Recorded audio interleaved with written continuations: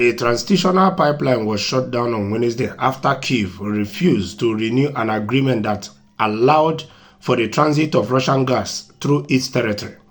The flow of natural gas from Russia to Europe was cut off earlier Wednesday after Ukraine refused to renew the agreement that allowed for the transit of Russian gas through its territory, according to officials in both countries.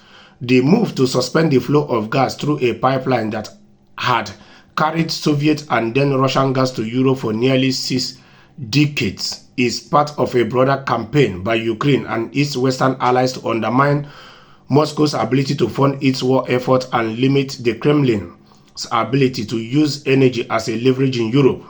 This is a historic event, Ukraine's energy minister said in a statement. Russia is losing markets. It will suffer financial losses. Yes, to some extent they are right.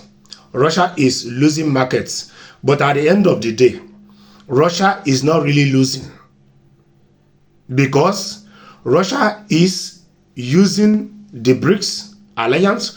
Russia is forming new allies. Russia is expanding to new markets, trying to sell this same commodity they are selling to the West that they cut off, or those markets in the West that cut them off.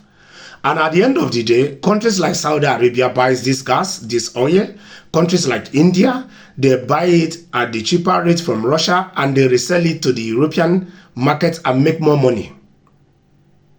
So at the end of the day, you see that it does not weigh in on Russia alone.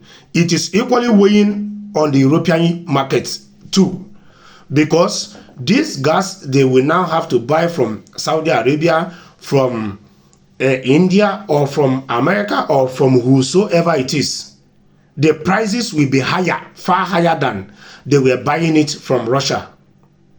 So at the end of the day, Russia is suffering, even though it's not hitting Russia the way they expected it, but Russia is suffering to some extent because of the money they were making from these markets that shut them down or cut them off.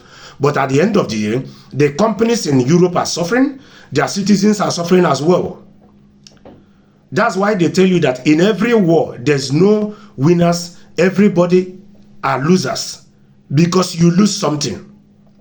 Because you cannot go to any war and come out again the same way you were before you went to that war. It's not possible.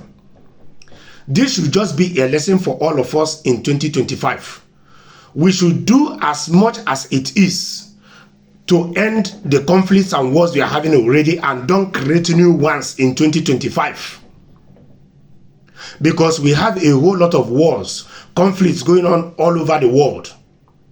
The best we can do for humanity is to bring a long-lasting solution to some of these wars. Do whatsoever it takes to have roundtable meetings centered on compromise, to find diplomatic solutions, to make sure that new wars are not created, to make sure that new conflicts are not created. Because at the end of the day, wherever there is war or conflicts, either you are not affected directly, you are affected indirectly. That is the truth. Because every country is interconnected with each other in one way or the other, be it in trade, be it in businesses, in any way you can imagine it.